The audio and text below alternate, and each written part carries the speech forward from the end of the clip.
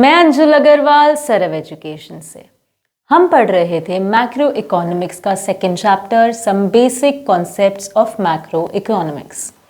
तो अब तक हम मैक्रो इकोनॉमिक्स से रिलेटेड काफ़ी कॉन्सेप्ट्स पढ़ चुके हैं। आज के लेक्चर में हम जिन कॉन्सेप्ट्स की बात करने वाले हैं वो है स्टॉक और फ्लो। हमने ये शब्द बहुत कॉमनली सुने होते हैं कि गुड्स का इतना स्टॉक है एक फैक्ट्री में, एक शॉपकीपर के पास इतना स्टॉक है, या फिर फ्लो जैसे रिवर फ्लो कर रही है। ये शब्द हम यूज तो कॉमनली करते हैं, लेकिन हमारी इकोनॉमिक्स के कॉन्टेक्स्ट में इन शब्दों का मतलब क्या है, आज के लेक्चर में हम यही समझने वाले हैं। तो शुरू करते हैं सबसे पहले स्टॉक से। स्टॉक का क्या मतलब होता है? जब आप किसी भी वेरिएबल की क्वांटिटी मेजर करते हो एक पर्टिकुलर पॉइंट ऑफ टाइम पे। कुछ नहीं समझ आया? देखो मैं समझाती हूँ ना।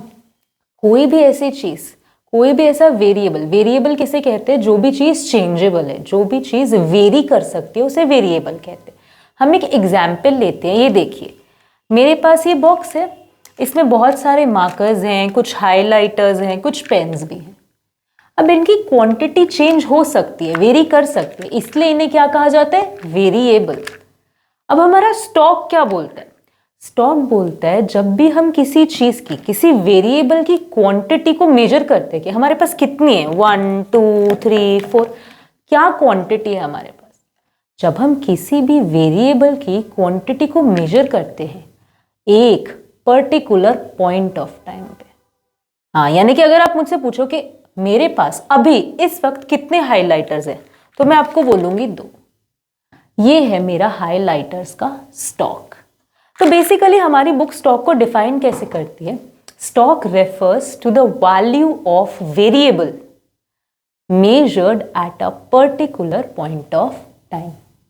जब भी हम किसी वेरिएबल की क्वांटिटी को मेजर कर रहे हैं एक पर्टिकुलर पॉइंट ऑफ टाइम पे। हम ऐसे नहीं बोल रहे कि पूरे मंथ में कितने मार्कर्स आ जा रहे हैं, हम ऐसे बात नहीं करें। कोई टाइम डायमेंशन की बात नहीं हो रही है।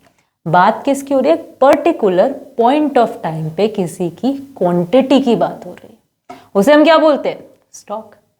समझ आया हमें? अब इसी तरीके से फ्लो के बारे में बात करते हैं। फ्लो हमें क्या कह रहा है? फ्लो में भी हम एक वेरिएबल की क्वांटिटी को मेजर करने वाले हैं। इतना तो बिल्कुल ही सेम है। हम स्टॉक में भी क्या कर रहे थे? एक वेरिएबल की क्वांटिटी मेजर कर रहे थे। फ्लो में भी क्या करेंगे? एक वेरिएबल की क्वांटिटी को मेजर करेंगे। तो डिफरेंस क्या है? फ्लो शब्द ही क्या बोल रहा है कि आप किसी पर्टिकुलर पॉइंट की बात नहीं कर रहे हो, आप बात कर रहे हो एक टाइम पीरियड की। हाँ, फ्लोएबिलिटी आ रही है ना? बिल्कुल। तो हमारी बुक फ्लो को कैसे डिफाइन करेगी? Flow refers to the value of variable measured during a period of time। जब हम कोई टाइम डायमेंशन ले आते हैं कि यार मेरी मंथली सैलरी इतनी है, मेरा सालाना एनुअल एक्सपेंडिचर इतना है, जब हम टाइम डायमेंशन को इंक्लूड करके एक पीरियड की बात कर रहे हैं, एक पीरियड में किसी वेरिएबल की क्वांटिटी को मेजर कर रहे हैं, वो हमारा क्या बन जाता है? फ्लो बन जाता है। तो हम बेसिकली समझ पा रहे हैं कि फ्लो क्या होता है और स्टॉक क्या होता है। और अच्छे से समझने के लिए हम क्या करते हैं? एक टेबल हमने ड्रॉ कर लिया, इससे समझ लेते हैं, पॉइंट ऑफ डिफरेंस देख लेते हैं। फ्लो क्या बोल रहे हैं? Flow refers to the value of variable measured during a period of time. एक टाइम पीरियड है। स्टॉक क्या बोल रहे हैं? Stock refers to the value of a variable measured at a particular point of time. तो इससे हमें क्या पता चला कि जो फ्लो है ये क्या है? एक डायनामिक कॉन्सेप्ट है, यानी कि इसमें एक टाइम पीरियड की बात हो रही है। ये एक पर्टिकुलर पॉइंट ऑफ टाइम पे बात नहीं कर रहा, ये ओवर द पीरियड बात कर रहा है किसी भी क्वांटिटी को मेजर करने की। स्टॉक क्या होगा हमारा? ये एक स्टैटिक कॉन्सेप्ट है। स्टैटिक का मतलब होता है जब आप किसी एक पर्टिकुलर पॉइंट पर रुक कर बात कर रहे हो, आप स्टेशनरी होकर बात कर रहे हो, यानी कि जब आप स्टेबल होकर एक ही पॉइंट पे कैलकुलेशन कर रहे हो, एक ही पॉइंट पे किसी चीज की मेजरमेंट कर रहे हो, उसे हम बोलते हैं स्टैटिक। तो हमें क्या पता लगा कि जो हमारा फ्लो है वो डायनामिक है और हमारा जो स्टॉक है वो एक स्टैटिक कॉन्सेप्ट है।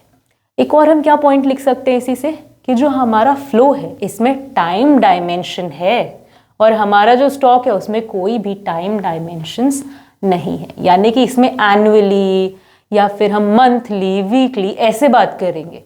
लेकिन जब हम स्टॉक की बात करेंगे तब हम एक पर्टिकुलर पॉइंट ऑफ टाइम पे बात करें, जैसे कि 22 अगस्त को मेरे पास गुड्स का कितना स्टॉक है, मेरे बैंक में कितना अमाउंट है ऑन अ पर्टिकुलर डेट, वो मेरा क्या हो जाएगा, स्टॉक। लेकिन अगर मैं बात करूं कि मेरी मंथली सेविंग्स इतनी है या फिर मैं बात करूं मेरी एनुअली सैलरी इतनी है, तो वो मेरा क्या हो जाएगा, फ्लो कॉन्सेप्ट। होपफुली हमें फ्लो और स्टॉक बिल्कुल क्लियर हुआ। चलो, तो मेरे एक सवाल का जवाब दो कि अगर आपका ये जो स्टॉक है ये बेटर होता है तो हमारी बुक कहते हैं कि आपका फ्लो भी बेटर हो जाएगा, और अगर आपका फ्लो बेटर है तो आपका स्टॉक भी बेटर हो जाएगा। ये क्या बात हुई, ये तो हमें समझ ही नहीं आया। देखो, एक एग्जाम्पल से समझते हैं। फॉर एग्जाम्पल, आपके पास कितने रुपीज आ रहे हैं मंथली, 5000 रुपीज आपको सैलरी मिल रही है। आप क्या करते हो, इन 5000 रुपीज में से 4000 रुपीज स्पेंड कर देते हो और बाकी का जो रिमेनिंग 1000 है वो बैंक में डिपॉजिट कर देते हो। तो इधर आपका फ्लो क्या है, मंथली इनकम आपकी क्या हो जाएगी, फ्लो हो जाएगी। और जो बैंक में आपने एक पर्टिकुलर डेट पर पैसा रखा वो क्या हो गया, आपका स्टॉक मान लेते हो उसको एक बार के लिए, ठीक है। तो अब आगे अगर हम इसे समझें, कुछ थोड़ा सा चेंज करें, हमने क्या किया, हमारे फ्लो को बेटर कर दिया।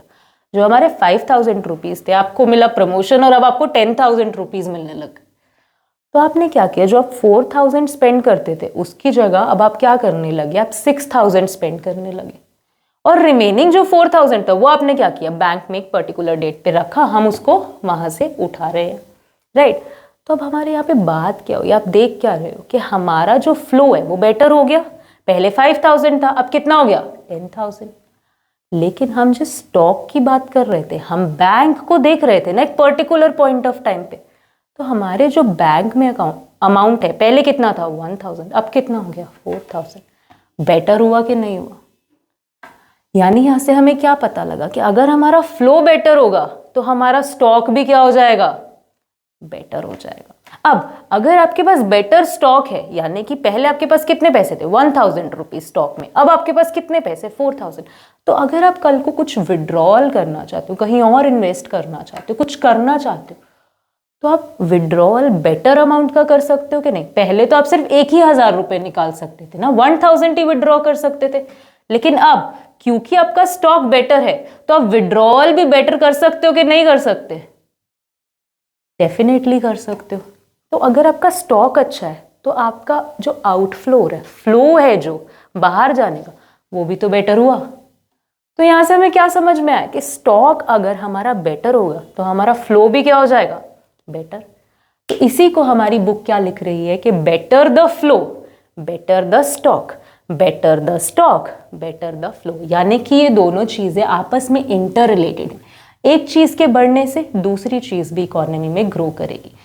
स्टॉक के बढ़ने से फ्लो ग्रो करेगा, फ्लो के बढ़ने से स्टॉक इकोनॉमी में बेटर होता जाएगा। बिल्कुल हमें समझ आ गया ये टॉपिक सारा स्टॉक एंड फ्लो का।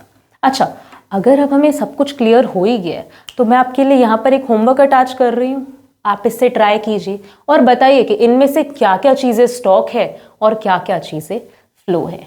आपको इसी होमवर्क का डिस्क्रिप्शन में एक लिंक भी अटैच मिल जाएगा, आप वहाँ से भी उसे डाउनलोड कर सकते हैं और आंसर्स हमें टेलीग्राम पे सेंड कर सकते हैं, जिस चैनल का लिंक भी आपको डिस्क्रिप्शन में मिल जाएगा। या फिर आप आंसर सिंपली कमेंट डाउन भी कर सकते हैं। मिलते हैं नेक्स्ट लेक्चर में। कोई भी क्वेरीज हो आप हमसे डिस्क्रिप्शन में दिए गए चैनल्स पे कांटेक्ट कर सकते हैं, वरना कमेंट सेक्शन में भी अपनी क्वेरी ड्रॉप कर सकते हैं। Keep learning, have a good day.